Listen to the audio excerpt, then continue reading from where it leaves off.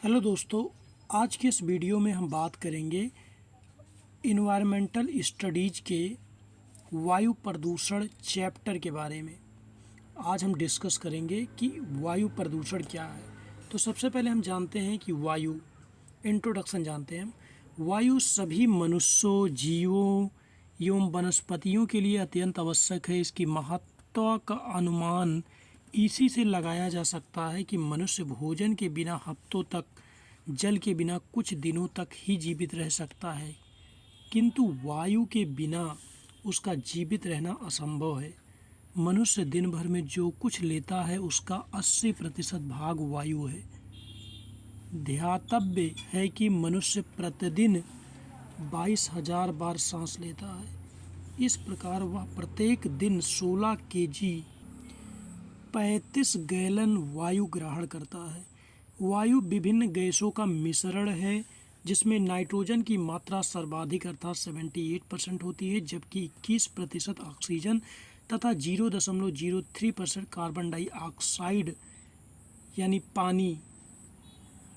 Carbon dioxide पाई जाती है, तथा शेष में 0.97% hydrogen, helium, argon, neon, krypton, xenon, ozone एवं जल वाष्प होती है। वायु में विभिन्न गैसों की उपरोक्त मात्रा उसे संतुलित बनाए रखती है। इसमें जरा से भी अंतर आने पर असंतुलित हो जाती है और स्वास्थ्य के लिए हानिकारक साबित होती है।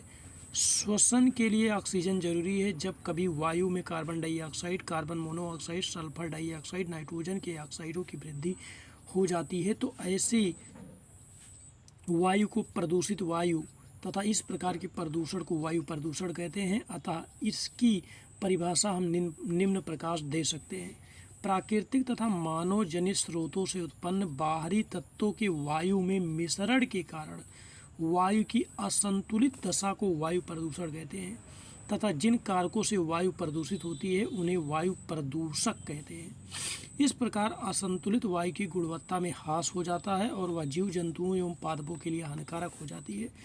वायु प्रदूषण की दूसरी परिभाषा है हेनरी पर्किंस के द्वारा ने वायु प्रदूषण की एक स्वीकार्य परिभाषा निम्न प्रकार दी है। बाह्य पर्यावरण में धूल, धुआं, गैस, तुषार, गंध एवं वाष्प में से एक या अधिक प्रदूषक की हानिया मात्रा एवं दीर्घ अवधि तक उपस्थिति जो मनुष्य, जानवरों, पेड़ पौधों एवं संपत्तियों के घातक अथवा तर्कहीन ढंग से जीवन और संपत्ति के आनंदमय उपभोग में बाधक हो, वायु प्रदूषण कहलाता है। WHO यानी विश्व स्वास्थ्य संगठन के अनुसार वायु प्रदूषण एक ऐसी परिस्थिति है जिसमें बाह्य वायुमंडल में ऐसे पदार्थ एकत्र हो जाते हैं जो मनुष्य एवं उनके पर्यावरण के लिए हानिकारक होते हैं। ठीक है, अब ये देख लीजिए जो घटक हैं वो कितने हैं। नाइट्रोजन 78% है, ऑक्सीजन 20.94% है। अब हम बात कर लेते हैं वायु प्रदूषक के प्रकार। वायु प्रदूषक दो प्रकार के होते हैं, प्राकृतिक वायु प्रदूषण और कृत्रिम वायु प्रदूषक। प्राकृतिक वायु प्रदूषक पहला है ज्वालामुखी के उद्गार से निकली राख, धुआं, धूल, कार्बन डाइऑक्साइड, हाइड्रोजन तथा अन्य गैसें। आधी तूफान के समय उड़ती धूल, तनों में लगी आग से उत्पन्न धुआं, कार्बन डाइऑक्साइड गैस, दलदलों तथा अनूपों में अपघटित होने वाले पदार्थों से निकली मीथेन गैस, बैक्टीरिया से निर्मुक्त कार्बन डाइऑक्साइड। ये क्या है? प्राकृतिक वायु प्रदूषक हैं। फूलों के परागण से निर्मुक्त कार्बन डाइऑक्साइड, ये सब प्राकृतिक प्रदूषक हैं। अब हम बात कर लेते हैं कृत्रिम प्रदूषक के बारे में।